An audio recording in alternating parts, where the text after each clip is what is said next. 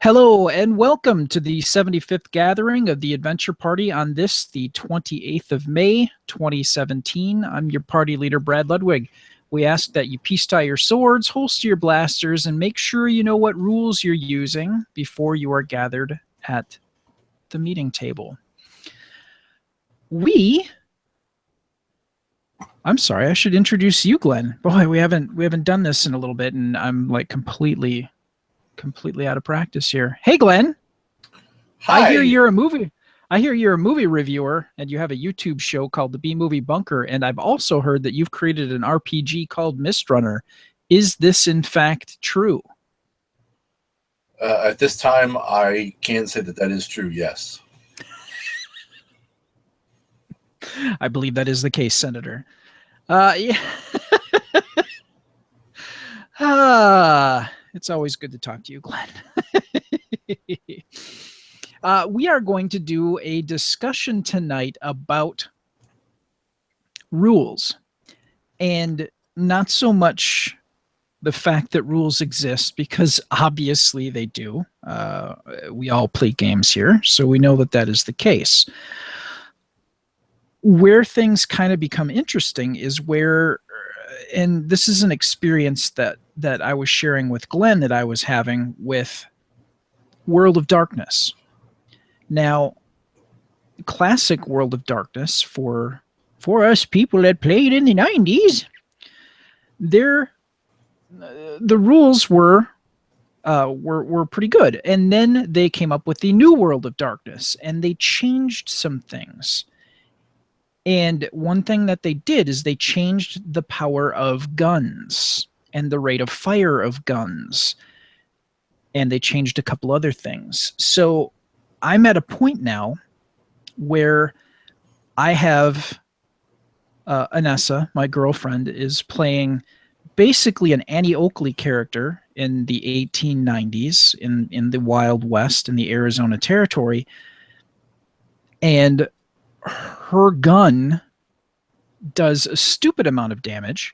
She's ambidextrous, so she can shoot two guns, and the amount of damage that can throw out is savagely ridiculous. So, do I mix things up, and do I throw in some of the new World of Darkness and scale back that damage? Or do I just go with the knowledge and compensate by just adding to the health of my character, which you would have done back in the day? So that's something I'm kind of grappling with right now as I'm trying to make a more useful GM screen, because the GM screens are designed for the monsters of the White Wolf universe, the wraiths, the vampires, the werewolves. The game I'm running is humans. Now, humans don't do aggravated damage with their bite. They do not suffer from rot Shrek. They do not suffer, they don't have an allergy to silver. So there are certain aspects of these GM screens that are just not applicable. So I'm in the process of trying to make a more useful GM screen for myself, which offers me an opportunity to kind of look at what has come before, what exists now, and do I pick and choose and get my players on board, or do I just stay the course and tweak as we play? So that's what Glenn and I are going to talk about this evening, and our experiences with it, and draw some conclusions from it. And quite honestly, if you're listening to this, I would love to get your input, and I know Glenn would as well. You can email us at adventure@gncasts.com. Or hit us up on Facebook, comment on this video on YouTube, whatever. We would love to hear your experiences as people who have run RPGs, if you've come into this situation and what you decided to do and how it worked out for you. So we would love to hear from you on that topic. Now, as always, when we do our show, we start with Glenn's game review. We do just a little bit of news, and then we kind of dive into our topic. So let's kick things off with your review of a very interesting looking game. And what is this game, Glenn? This is Shiba Inu House. This is made by Aza Chen, who's made other games like Kitty Paw and Doggy Go and Cat Tower. He likes his little cute animals. It's picked up by Renegade Games for here in the States. It's 1 to 5 players in about 15 to 30 minutes. As the back of the box would tell you, Shiba Inu loves sitting on the roof, staring at the sea, imagining his master will make him a new doghouse. Imagine there'll be pork chops for lunch. Wait, someone just say pork chops? Shiba Inu is now drooling and jumping up and down on his roof. So in Shiba Inu House, you are racing to place cards properly in order to create doghouses for the Shiba Inu that match the pattern shown on their goal cards. After 8 rounds, the player with the highest score is going to win. So each player gets a deck of cards. So everyone has the same deck. So all your cards, my cards are all identical to your cards, and so on. There are 3 rounds, or I'm sorry, 3 levels of houses to build. Level 1 is a single doghouse where you have to play cards, generally 3 cards, to match the pattern on the doghouse, both with how the Shiba Inu is sitting on the roof, as well as the different color and patterns of the basically base of the doghouse. The first person to do this grabs the highest, the lowest numbered card, so number 1, number 2, number 3, which has then an increasing point total. So if you grab number 1, that's worth 5 points. The more players you have, the more of these cards you have out. So in a 2-player game, you just play with 1. In a 3-player, you play with 2, and so on. So whoever is last each round gets no points. You then, basically once all the things have been grabbed, you reset, you do another round. When you finish with the level 1s, you go to level 2s. So now you're building 2 doghouses. And then level 3, you're building 3. And in that case, sometimes you have to share between the cards to actually build all 3 houses. So it is fast-paced spatial reasoning. So because you have to match these patterns quickly with what is out on the table and what you have in your hand and how you have to match them together to make the different doghouses. So it's not going to be for everyone. Not everyone likes, basically this is that real-time play, first of all, because you're all the way at the same time. So it's a race. And not everyone can do that spatial, logic really, really well. I'm okay at it. I'm not great, but I'm not terrible. But I know some people who would just not enjoy this at all because this is not how their brain works. But it's a great little filler game that really at times flexes that part of your brain that you don't always use a lot, or at least a lot of us don't. The Shiba Inus are cute. They're really cute, sitting up on the roof in all different poses, laying upside down or showing their little dog butt with their tail up in the air. It was just a cute little fun game from a designer I already like, because I have Kitty Paw, and that's a fun little game. And I mean, a lot of this guy's games are kind of derivatives of the same style, but it's fun.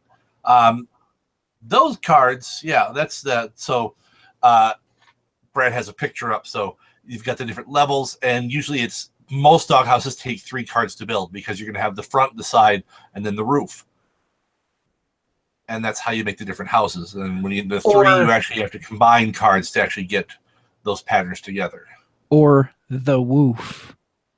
Yes, the woof. That was terrible. Sorry. Okay. Go on. That's all. I mean, that's the game. There's not a tremendous amount to it. It's a light, fluffy filler game. It's not very heavy. It's not real dense, but I mean, it's going to take a little. You have to look at things in the right way to actually be able to do well at this. So, yeah, it's a fun little cute game. No, absolutely. And for those of you who are checking us out on YouTube, we were flipping through BoardGameGeek.com's pictures that they have, and it looks like a very cute, fun game. It's ages 6 and up, which is cool. You get more of the family together to play. And like you said, it's 15 to 30 minutes. Yeah. And, it doesn't weigh much. It's a very... it's simple in the fact that there's not a whole lot of components to it. There's cards, and then there's the chits for the different denominations of money. Yes. And that's pretty much it. Yeah, that's the game. Yeah, but that said, it looks like a very fun, entertaining game, and you said it's pretty fast-paced. Yeah, it is. So you can't go wrong with that. All right, and you said it retails for approximately how much? $20. Oh, that's awesome. Yeah. That is a very good price for a very inclusive game that gets you, and it has single play too, which is kind of interesting. Yeah. So it does 1 to 5 players, and yeah, that looks like a really great game. And I'm assuming that do you carry this at the Board Game Barrister? We do. We are sold out right now because I just bought the last copy. But I'll be getting it. I'll be getting it back in around probably in just a couple days. So yeah, it is one that I now carry. Nice. All right. Well, thank you for that. Now, speaking of things that you can carry, our sponsor, Die Hard Dice, Todd Tiemann and his team have finally finished out something that Todd kind of hinted to when he was our guest a while back. I don't know if did you see my post on this, Glenn? Did I see your post on it? Of course Yes. I did, Brad. I follow you like you wouldn't believe. I do try to post interesting stuff and not a whole lot of crap, but yeah, machined solid aluminum dice. Now, he had been talking about agonizing over getting the sizing, the proportion, and everything balanced so that it rolled, as randomly as possible. And these dice look beautiful. He's got 6 sets out right now, and the red vampire dice actually have sort of a mottled red and dark red coloring to it, but the blue, purple, kind of a slate gray, green, and orange dice are all kind of a solid color to them. Absolutely beautiful. And for those of you checking us out on YouTube, the vampire dice set, if you're looking at this now, is listed at $75. The other sets are at $60. Now, before you go, holy crap, one of their competitors has dice like this, but unfinished. They are merely aluminum with the numbers, kind of cut into them. They're at least 2 to 2.5 times that cost for a full set of dice. So if you are looking for a high quality set of dice, To give us a gift to people on the adventure party.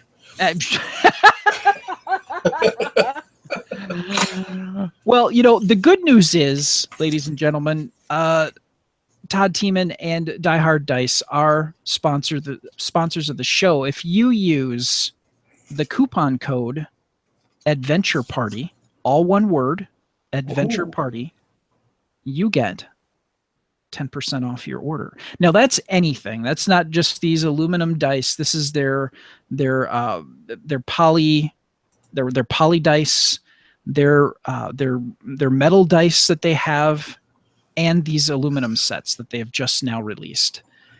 And also their gaming mats, their specialty bags that they have for holding the dice. everything. So check out dieharddice.com. And when you order, just throw in the code Adventure Party, all one word, and 10% off, which is a heck of a deal. And quite honestly, all the dice that Todd and Die Hard Dice have are very affordably priced. Well, they're sensibly priced.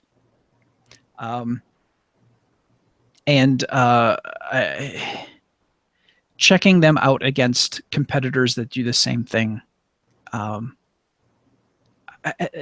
it's the cost is minimal compared to what else is out there, and their quality. I'm not saying that because they're sponsoring us. I'm saying that because I own a set of their metal dice. This is the case you just heard. And if you are checking us out on YouTube, this is a solid metal D20 that I'm holding in my hand. If you can hear that, that's me dropping that on my table, my podcast table here. So check them out, dieharddice.com, and use the coupon code Adventure Party when you check out, all one word.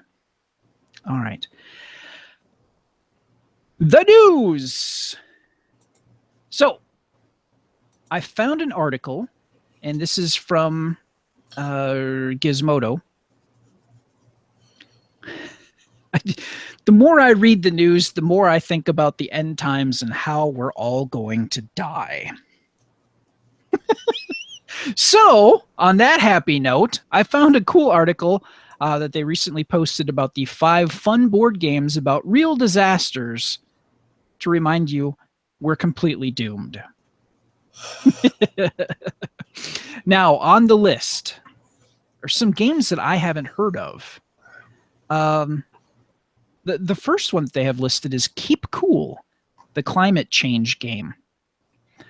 This is a 3 to 6 player game, and the description here, in Keep Cool, originally a German game, players try to advance their own economic interests while having to face down strong anti-regulation lobby groups like the oil industry, as well as environmental activists who push players to work towards a stable global climate. Now, how it prepares you for certain doom. Climate change is miraculously still debated. And now this is in the article. Wherever you sit on that particular topic, that's all up to you. Even though an overwhelming majority of the scientific community agrees that humans are causing temperatures to get hotter, oceans to rise higher, and ever-increasing amounts of animals to go extinct.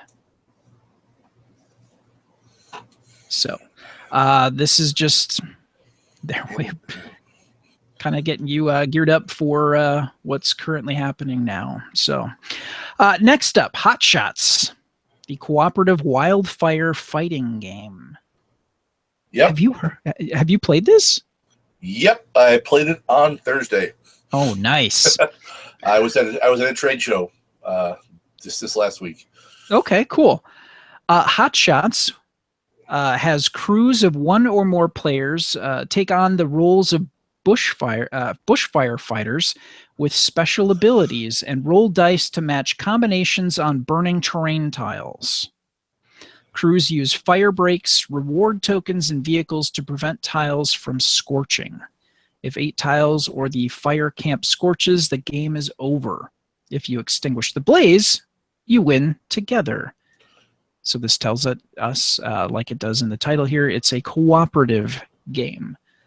So it's not you versus the board, which is something that we both enjoy game-wise. How it prepares you for certain doom. Let's see. Here we go. As of March, there had already been over 2 million burned acres across the U.S. in 2017. While bushfires seem connected to climate change, given how increasing temperatures have caused bushfire to accumulate faster than normal, they're typically started by people. Yeah. yeah, people that don't pay attention to the warning signs of how dry things are, people going to national parks where they say don't burn stuff and they decide to start a campfire. Yeah, that's how 2 million acres of land get burned. Pandemic Legacy. I love Pandemic. This plays 2 to 4 people. In Pandemic Legacy Season 1, a disease-fighting team must keep 4 deadly diseases at bay for an entire year. Each month will bring new surprises and actions in each game will have repercussions on the next. How it prepares you for certain doom. Scientists say it's not a matter of if, but when a pandemic will spread across the globe, killing millions of people. Diseases mutate faster than we're able to cure them, and the rise in people refusing to vaccinate increases the risk of mass infection. Oh, God, don't get me started on that. All right. If you follow me on Facebook, you'll know just how much I do not like anti-vaxxers. Oh. But enough about. But yes, Glenn's like, really? Are you kidding me? No, come on. Yeah. For as much as I heard that, vaccines probably cause autism, having an autistic son, I will tell you to go screw yourself. If you say that to my face. Jenny McCarthy's so brilliant. You know what? I take that back. I did. And this is, totally related to gaming. Very quick story. A woman came up to me, noticed that Alex was wearing headphones, and said, "Oh, is your son autistic?" And I said, "Yes." And she said, "You know what? I'm a nurse, and it's caused by tick-borne diseases. Did you know that?" I'm like, "No, I did not." And I proceeded to let the crazy wash over me. And I was polite. Anessa walked away. She was done. And I'm like, all right, okay, yep, okay. And then that was that. It was a 10-minute thing where she talked to me and said, doctors, tick-borne diseases tests aren't good enough. You need to go to this place where they have a military version of the test, and you should get your son tested and treated for tick-borne diseases. So, yeah. So I did not enjoy it, but I was polite. And there you go. All right. I love telling goofy little stories about my life. I'm sure if you're listening to this podcast right now, you're like, I don't know what the hell this means about gaming, but there you go. I figured I'd just throw that out there because we're talking about diseases. Yes. It's somewhat related. Hey, next up is the game called Oil Spill. Does 2 to 6 players. In Oil Spill, players take on the role of a captain of an oil supertanker, trying to outmaneuver the other captains and be the first to collect and deliver oil to the refinery. How it prepares you for certain doom. Gas leaks, oil spills, and other man-made mistakes wreak havoc on our oceans, lakes, and rivers. And some can have an effect for generations. Just last December, a pipeline in North Dakota spilled a lot of crude oil. Yeah. There you go. Another thing that people will get politically angry about. Say, next up is the game called Nuclear War. I did not know that this game was first released in 1965. Yep. And back in 2015, they did a successful Kickstarter and brought it back, which is amazing. This is a 2 to 6 player game. This 50th anniversary reprint of the classic 1965 game Nuclear War, funded thanks to a successful, I already told you about that, is basically Dr. Strangelove in board game form. Players try to sway their opponents' populations with diplomacy, propaganda, and finally, nuclear weaponry. Typically, nobody wins. How it prepares you for certain doom. You don't need me telling you how pervasive and terrifying the threat of nuclear war continues to be. Okay, yeah. There you go. Gizmodo.com is where I got this story from, and these are interesting games that have a end of the world bent to them. Now, you said you've played Hot Shots. I've seen Nuclear War. I have never played it, and now I'm regretting it greatly because this really looks like an interesting game. And I just like playing older games because you try to, in some cases, and especially like this, you and I are Cold War kids, and not so much as our parents maybe. We were more on the tail end of it, but nuclear war and nuclear power, all of this was very kind of front and center, and the fear of nuclear Armageddon kind of played throughout the background of our lives. It's really interesting, and I really would like to play this just more out of a historical appreciation for that mindset, and really kind of get a feel for what that's all about. I really want to find a copy of this game now. Nuclear War? Yeah. Yeah, well, I can probably hook you up. Really? I bet you work at a game store, don't you? I have been known to dabble in working at a game store. For those of you who may have not listened before, we've kind of mentioned it in the past. Glenn is a manager of the Board Game Barrister, now in the Mayfair Mall. Yep. In Milwaukee, Wisconsin. We have a copy at Bayshore. Oh, nice. Well, there you go. So yeah, it's still available. Excellent. I will have to make that happen. All right.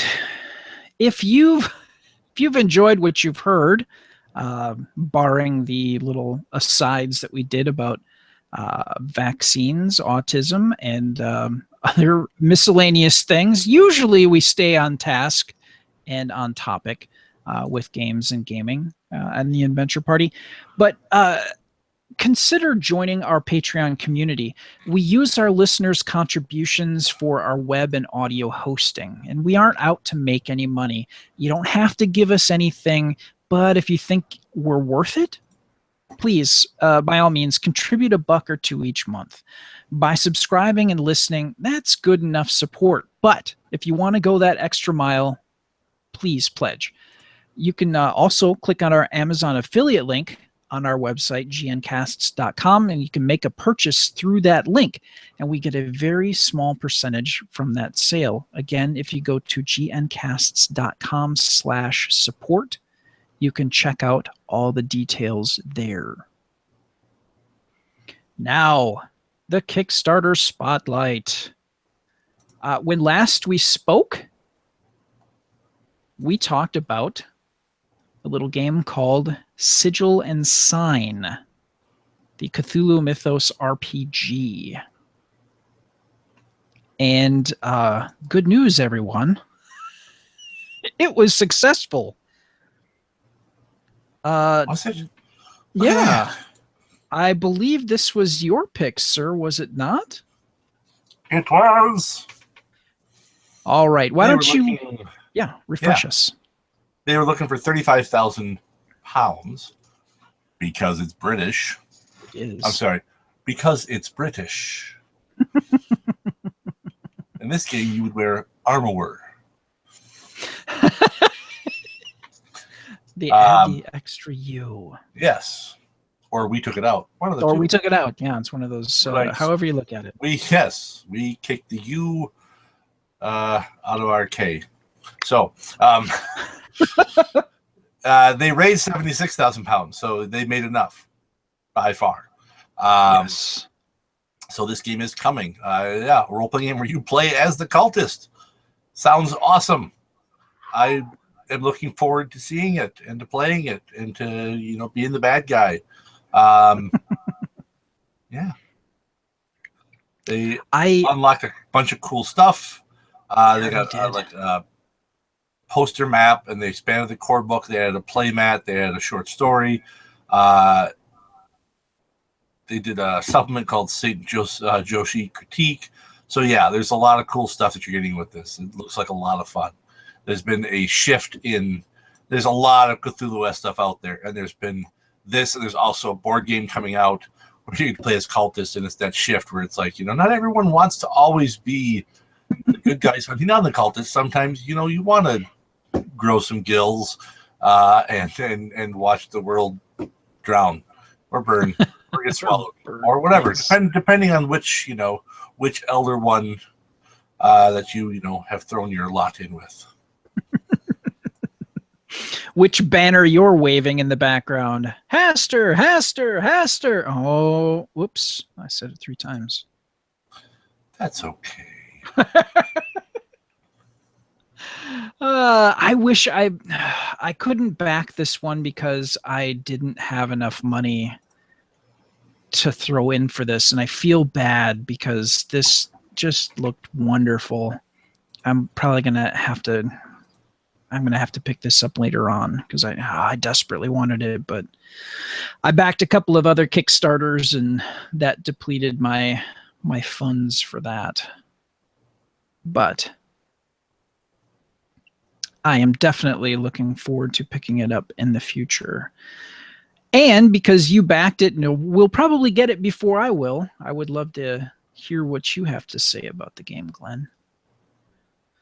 Now, that takes care of last week.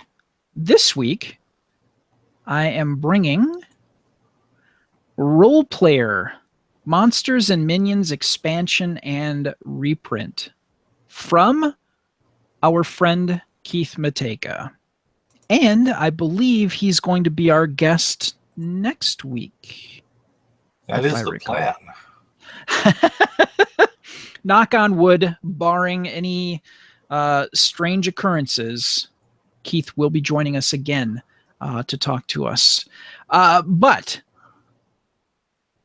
with 17 days to go, I'm sorry, what is Role Player? The king has raised a call to arms. Create your character, earn experience, and confront the vile monster terrorizing the village. Now, this is a game where it's a game about creating the character for a game. Yes. And when we talked with Keith about the game and where it came from, it was wonderful having him describe it to us and tell us all about the game. He is now looking to do an expansion, and he's including a reprint with this as well. So, here we go. At the $12 level,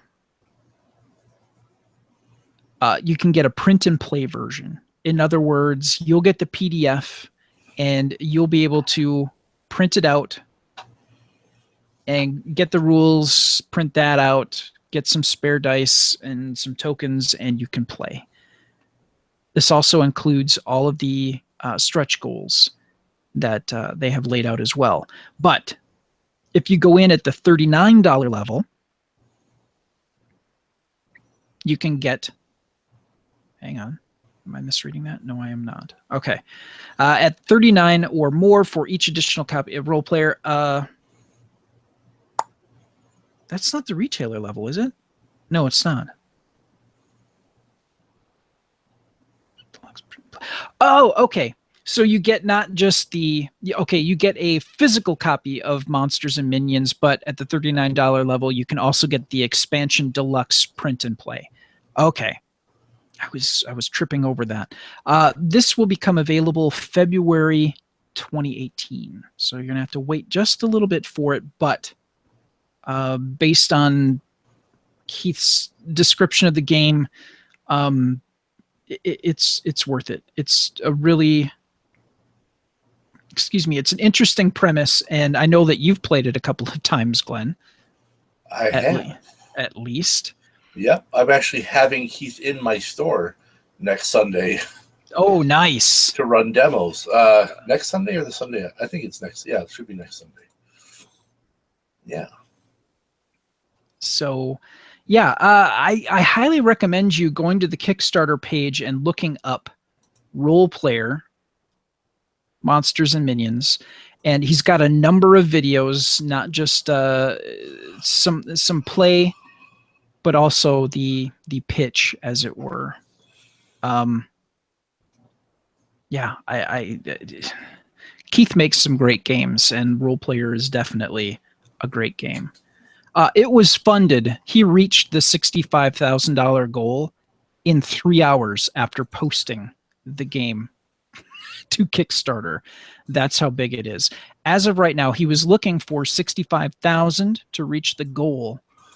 It is, with 17 days to go, and today being the 28th of May. 17 days to go. He's currently at $195,430. He's unlocked a lot of stuff. Lots of new content. Additional race character sheet, additional minion cards, additional weapon market cards. Whew. Additional, oh my God, there's a lot of stuff here. The next up, wait, what did I say? 100. Yeah, he hasn't changed this. They just unlocked the additional scroll card. Next up at $205,000 is another minion card. So he's adding a lot of extra content to this expansion. So if you already have a copy of Role Player, you want to get in on this expansion for sure.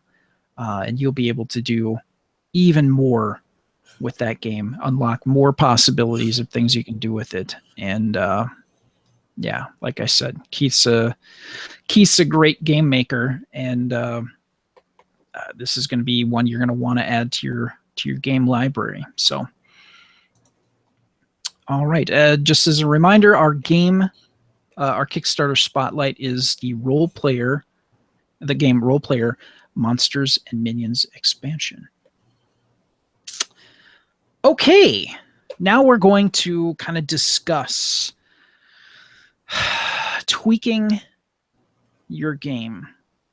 As I said at the beginning, I've kind of reached a point where I'm trying to make a more useful GM screen, and as I'm doing that, and I'm comparing, and actually I'm basing it off of a GM screen that somebody had created for Vampire, but it uses the New World of Darkness stuff.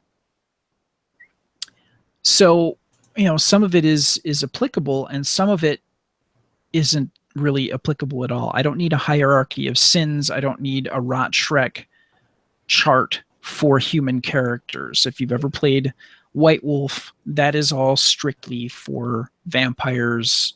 Some of it's for ghouls, but I mean, the game I'm running is for human characters. People that have Numina as some of the characters. Numina being basically hedge magic capabilities. So, a lot of that wasn't useful to me, but I really want a quick reference for, okay, if you want to, well, gosh, I'm going to do a screen share for you folks that are checking us out on the YouTube here. So if you're checking this out, you're seeing, I'm using InDesign to work on this thing, okay? And I'm making a graphic that would be the side that would face the people, my players, and then I've got the information bit that I need on the other side. So I'm trying to make something that looks cool, fits the game that I'm playing, which isn't Vampire. It is humans hunting the monsters of the White Wolf universe.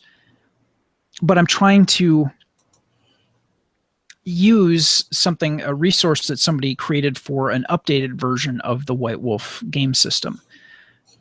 But I'm playing in the classic, I'm playing the Onyx Path 20th anniversary edition version of it. So it's classic White Wolf with updated information and some tweaks here and there to the rules.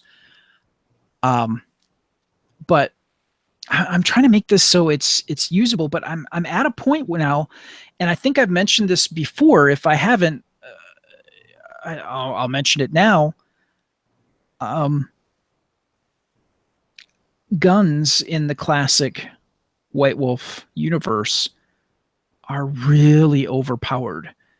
If you've got somebody with a heavy revolver and ambidexterity, they can operate 2 guns. They could do a 3-round burst. Yes, they take penalties for like the second and third shots, but they're doing 2. They're not taking an offhand penalty or anything like that. And the amount of damage that can be dealt out is ridiculous. And you could easily, granted, for like vampires or a lot of supernatural creatures, a bullet is more bashing damage than lethal damage. It's lethal damage to a human being, but it's bashing damage. Strict bashing damage to a supernatural creature will just kind of knock it out. More than anything else. I mean, you could, way overshoot it and destroy it. I mean, you could go that route too. Yes. But to be able to dole out, the possibility in one round, like 20 points of damage to a being is kind of ridiculous. So in the New World of Darkness, they throttled back the amount of damage that a revolver or a pistol can do by half. So if you're looking at this screen right now, you're looking at like a light revolver and a heavy revolver.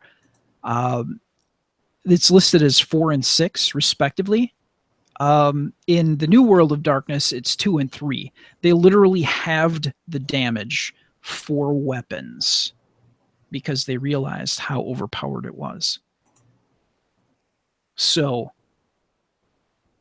I am at a point now, getting back to where I started here, is while I'm making this, while we're in the middle of playing, we've already used the classic rules, do I as a game master go, okay, we need to tweak this because this is way overpowered? Or do I just roll with it, stick with the old rules, and just bump up the toughness of the characters, the creatures that they're fighting against? So I want to talk to you about that, Glenn. And, like I mentioned earlier in the show, if you're watching this on YouTube, if you're listening to this podcast, email us, adventure@gncasts.com, and let me know what you think too.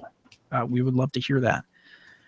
So, Glenn, throwing this out to you, if you were running the game, what would you do? Would you tweak it while you're kind of in the middle of playing, or would you just make adjustments kind of on the fly with the toughness of the creatures you're fighting against? I'm generally I do most of my tweaking on the fly. If I'm running something pre-prepared, I'll go through and I'll make adjustments ahead of time. But I don't run a lot of stuff pre-prepared. I run a lot of stuff off of vague outline. And I will scale things based on how the party has been playing. Not necessarily if they've been doing well or bad. I'll do it for those reasons too. But also scale it based on what the players have been more inclined to want to do. Sure. So, like if they've been less inclined to get into lots of fights and wanted to do a lot more conversation, engagement, and stuff like that, provided that the game fits for that. Obviously, you're not going to be doing a lot of engaging, where you'd be like, we're going to go talk to the evil wizard who wants to enslave the whole world. That's not a talking conversation. but I do a lot of it on the fly. I think part of it is because I just no longer have the time. And that's a lie. I have the time. I just rather use my time for other stuff than than doing the prep work. But I mean, like I said, if I'm running something pre-prepared, like coming up is Free RPG Day, and we're running some stuff at the store, and I'm running a couple of modules. So I will look through those before I do, and I will have.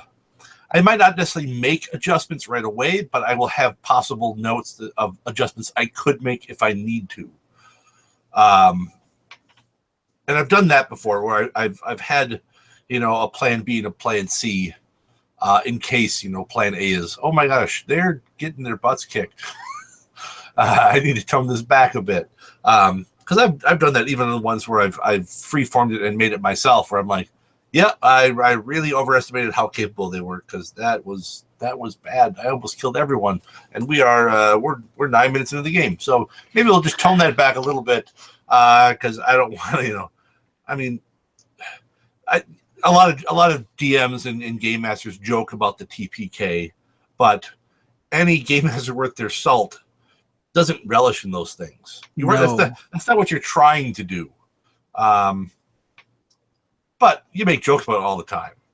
So, but yeah, I mean, I do most of mine on the fly. But I think it's gonna, it depends what works for you. Some people aren't as comfortable doing the improvisation. Some just like having everything written out and done ahead of time. And that's great if that's what works for you. Yeah,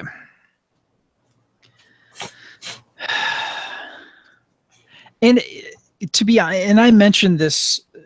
I've mentioned this before. If you're listening now, I haven't run in a long time, and I think now I've run, I want to say 6 sessions at this point, and we're just, so you have a general idea, it's about 2 to 3 hours that we get to play. I'm getting a lot more comfortable with rolling with things. I'm still having a hard time keeping people on track. It's like herding cats. And, I love Rob Benton like a brother. But he has ADD like nobody's business. And he'll just go on a rip on something, and it's like, okay, I like you. I respect you. I'm in your house running this game. Can we just kind of pull it back in? Because we've only got a couple of hours to do the thing. So let's, and he's slowly getting better at it too. The one issue that I'm having right now is the pace of the setup of the game. Because right now I'm doing kind of a Murder on the Orient Express, but it's 1890s Wild West. And it's somewhat ambitious for the second story arc. Well, technically my third ever story arc that I've probably ever run. But it's been fun. It's been interesting. The beginning is slow. The setup is. I feel like I'm still missing something. I haven't quite figured out what. But the pace is really slow during the beginning part. And once we got into the action, boy, things, really started going. And I'm a lot more comfortable trying to, okay, you're doing this. What are you doing right now? Being able to move around the table and kind of keep people engaged once the action is kind of started. So I'm getting there, but not knowing 100% of the rules and still occasionally having to go back to the book, I'm getting kind of a little bit more comfortable not doing that nearly as much to keep that pace going. But,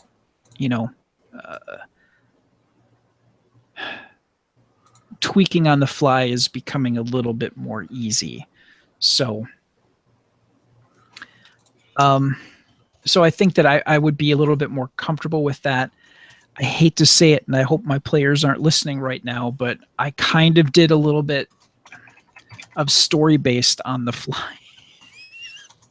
And it worked out. I mean, I thankfully I'd written down some basic notes, but and we've had this conversation before. Inevitably, no matter what you plan for, no matter how much or how little you have planned for it, somebody will go in a direction that you had no idea, hadn't even thought about it ever going in that direction, but they pick up on a crumb of something that you've said and move off in a direction where you're like, now I need to pull this kind of back a little bit because you've gone in a direction that I haven't prepared for, and I'm trying to roll with it as best I can, but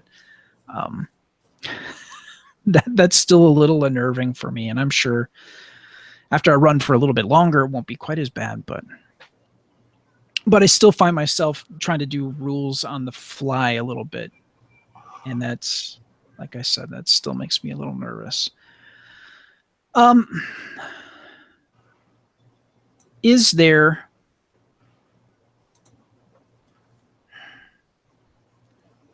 how much of a problem do you think there can be with rules mashups? Essentially like taking bits of classic and bits of new World of Darkness and pulling them together. One of the pitfalls that I can see, and I wanted to throw this past you, is if I were to all of a sudden change the power of guns, drop them down, what unforeseen things will that affect? Do I need to then look at melee weapons and make sure that they're balanced? Because that's what it's about. It's about balance, about making sure that if you tweak something here, that there's not some unforeseen consequence where you throw something else completely out of balance, and now you've got something else that's overpowered compared to everything else. So what are your thoughts on that? It's a tough thing because, there is definitely something that a good role-playing game has done. A good role-playing game designer or design team has done is they have crunched a lot of numbers to make things balanced. And often when you change additions, the balance changes and you change things. So making sure those balance is, I should say, if you aren't the type of game master who can adapt on the fly, it's really important to have that balance figured out ahead of time. Because if you can't adjust to it when it happens, then it can break the game. And depending on how it breaks, if it breaks against the players, no one's going to have fun. If it breaks in the players' favor, they might have fun in the short term. And there are the power gamers who will have fun regardless if they become immensely powerful godlike characters. But for many players, it's fun in the short term, but when it becomes a recurring thing, it makes the game less fun because there's less challenge. Yeah. And it's like those, it's like when we played Star Wars back in the day, and my one friend, after playing numerous times, says, "You can't die in this game." And the GM is like, "Well, sure you can." So my friend Brad is like, "I arm my thermal detonator and I lay on top of it." And he rolled the damage out, and he lived. And it started. It just threw him in a back to tank, and then in a couple days he was fine. So, and that's the thing, is that there are times that could be a time when you just be like, "Yeah, I'm not going to roll these dice. You're dead because you laid on top of a high explosive." But if you don't have that balance worked out, you can lead to things that also just, they don't make sense. And when the things stop making sense, you lose your connection to this make-believe world, because now making sense in a world where you have werewolves or vampires or ghosts or magic or something like that. But the thing is that you have a degree of suspension of disbelief. But if you have a statement where, okay, there are werewolves, but physics still applies, and then you have something that breaks physics, well, now you're breaking that illusion that you've created. So Yeah. And I do a lot of stuff where I mishmash rules of a lot of stuff. And I mean, partly because I'm getting back into the habit now, which is bad for my wallet.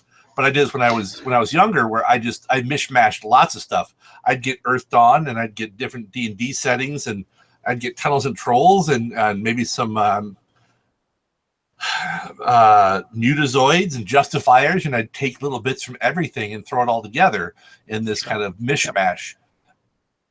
And it worked for me really well because I just did so much stuff on the fly. But even then, I did do some prep work where I had to figure some stuff out of how is this actually going to work in the game I'm running. So yeah, it's definitely important that you figure that out before you just throw it on the players. Even if you're going to wing it, you need to have some kind of rough guideline of a plan or an idea of how you're going to make it work if the fit hits the shan. Yeah. That's the other thing too.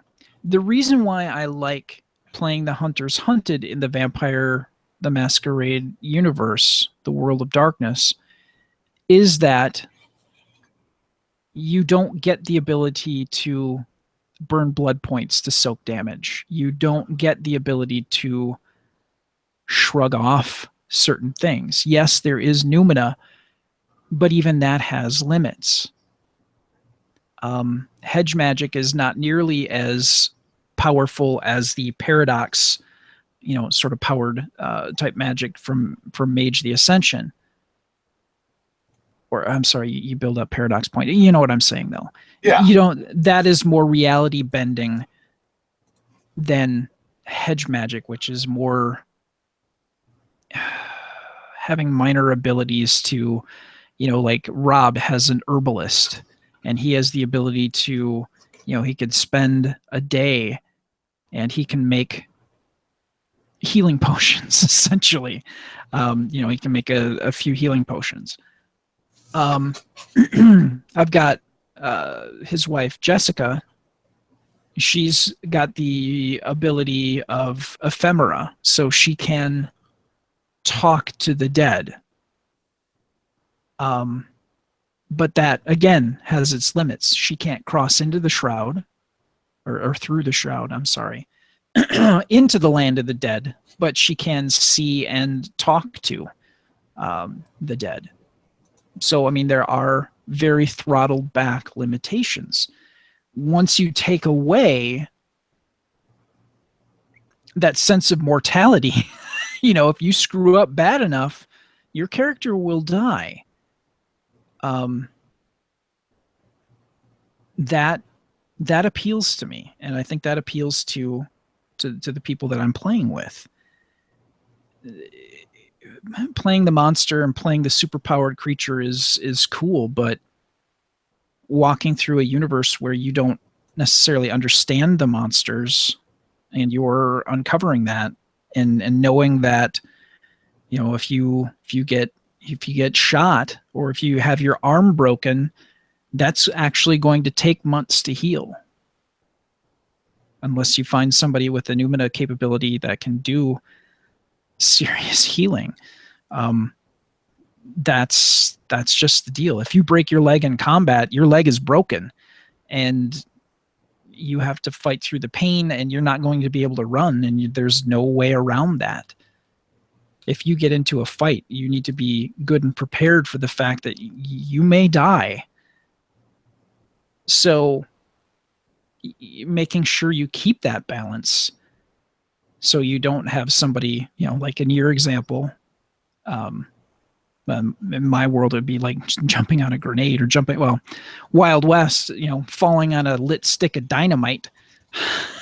You can't survive that. And you need to make sure if you're mishmashing things that you don't throw that completely out of whack. Otherwise, that key quality, that sense of mortality, that sense of urgency that, you need to plan things out if you're going up against the monster, because you're probably going to die. Once you throw that out of whack, that appeal is gone. So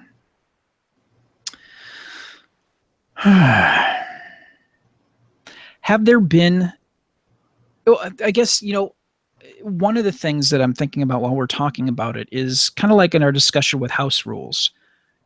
If you make a change to the rules, you need to have everybody agree on it, because bringing I was shooting a gun with two hands and I was doling out 12 points of bashing damage. Well, now I'm only doing 6. How does that work? If I were to change that, I need to make sure I have everybody on the same page, show them the charts and say, okay, what damage you have written there is no longer accurate. We need to go with these numbers. I could see it being an issue, especially with people who have played the game a long time and they're used to doing or having the rules be a certain way, and then to all of a sudden just pull that rug out from underneath them and go, well, here's a new rug you're gonna be standing on. That could create some issues. So, just like with house rules, you have to really kind of have everybody on board all at the same time. What other pitfalls do you think that there could be, or other considerations that have to be made? I mean, it's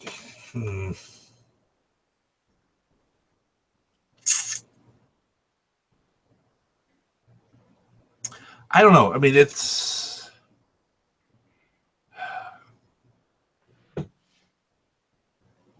hard to say, man.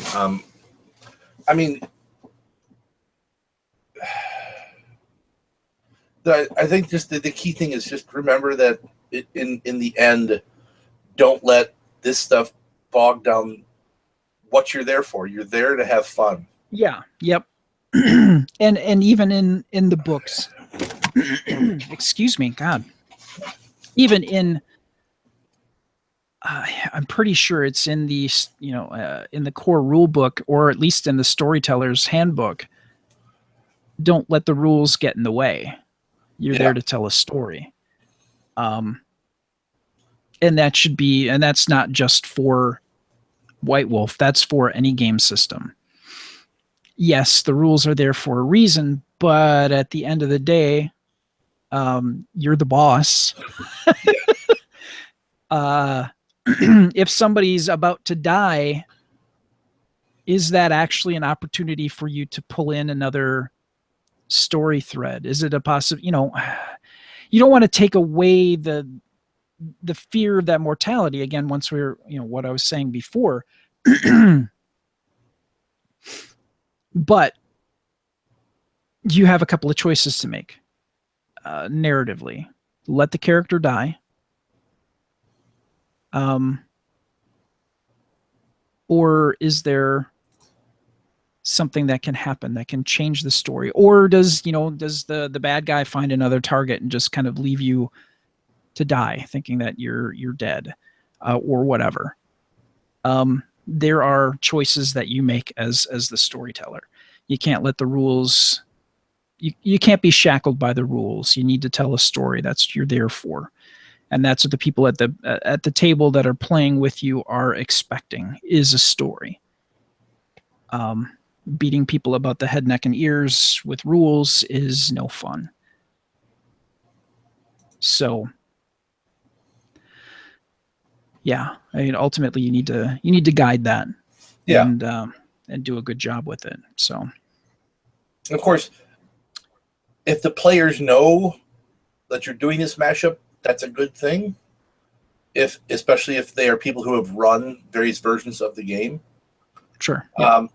Because if you don't say that ahead of time, and there exists, the rules lawyer who will be like, I believe it's 46 for that, and you're rolling the wrong thing. Which that type of person generally won't play in the game where you mishmash rules, because that would go against everything that they have worked for in their life by memorizing rule books. But as long as people know what you're doing, that way you don't catch someone off guard when they think something works a specific way and it works different. Yeah. Yeah. So I think that's the one other thing I would add is if you're adding something that drastically changes the game in some way from one edition to the other, let players know that ahead of time. Minor piddly stuff like, like, oh, this sword, used to do 2d8, now it does, 1d10. That's not gigantic. Yeah. And they should be able to, and you can even just say that in passing. So, note that weapon you want does less damage than it used to, or whatever. But, if it's you used to be able to shoot lightning bolts out of your nipples. Yeah, that you can't do anymore. So yeah, so when it's big things, let them know. I mean, little things, it's if they're going to sweat some little tiny thing, then they weren't really in it for the actual spirit of the game anyways. So, but yeah, it's all just have fun, man. Yep. All right.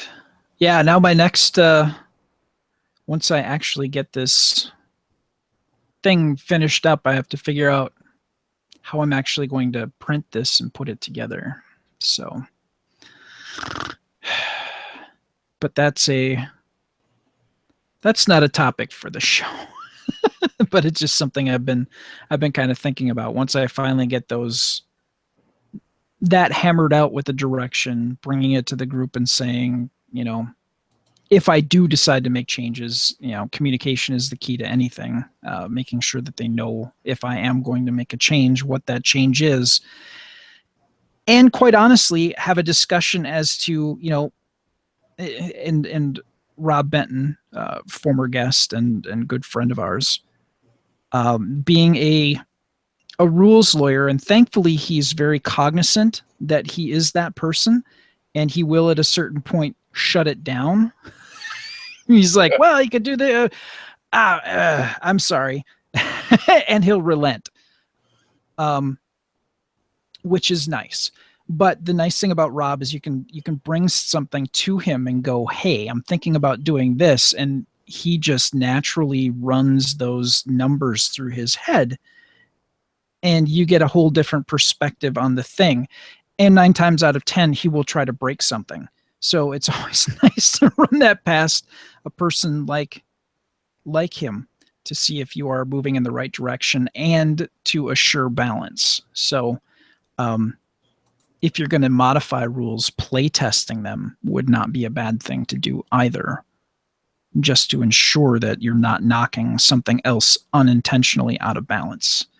Because there's nothing worse than fixing one problem and creating 1 or 2 more. That way lies madness. And so making sure you have that balance is key. All right. Well, I think we probably discussed as much as I can think that we can about this. But like I said, we would love to hear from you and your thoughts on this. You can always contact us at adventure@gncasts.com. We have other ways that you can contact us as well. You can call us at our number, 805-328-3966. Again, 805-328-3966. You can leave a voice message, but you can also text that number as well. And, fees may apply depending on your particular package that you have for your cell service. Now, another way you can get a hold of us is you can join our Slack chat channel. Say that fast 5 times. We have a Slack chat, and you can go to gncasts.com/signup, and you can join that team. And I've mentioned in the past, we use it for where I work. So I have Slack open the whole time I'm at work. I have Slack app on my phone. So we're pretty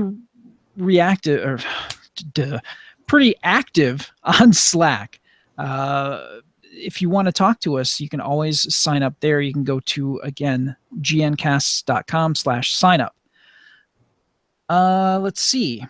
Oh, hey, if you want to check out our show notes, contact info, or more, you can always go to gncasts.com/adventure.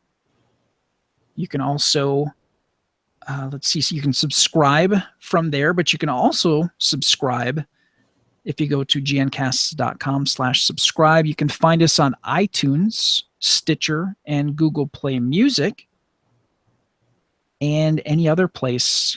We've unintentionally ended up in a few other places as well on the internet. So you can find us in a lot of different places on the interwebs. And I'd like to give a last shout out to my friend Mark Wooldridge. He is the gentleman who created the theme for our show, and he runs a little company called Central Battery Music Works, and he does commission work. So for my theme, I said, hey, I've got this idea and I would like to follow, this kind of a theme. Can you put something together for me? And he gave me a quote, shot me a price, and I paid him the cash, and Bob's your uncle. Now we've got a theme. So yeah, Mark Wooldridge at Central Battery Music Works. If you're thinking about making a podcast, you could contact him and get some music. Glenn, thank you so much for taking the time out of your day to chit chat with me about rule tweaking and things like that, and the gaming world that we enjoy so much. Where can people find out more about you, the B-Movie Bunker, and Mist Runner? I have no recollection of those occurrences, sir. But if you were to by chance wander to YouTube and the B-Movie Bunker and Guy in a Bunker Productions, same on Facebook, or go to guyinabunker.com, or just follow me on Twitter at Guy in a Bunker. That would probably work, though I don't know for sure. I'd say it's a safe bet, sir. I stalk you on the interwebs all the time. Oh, now it's not a secret anymore. Oh, well. Say, thank you for joining us, the Adventure Party. May your characters never die and your adventures always be epic. Thank you and good night.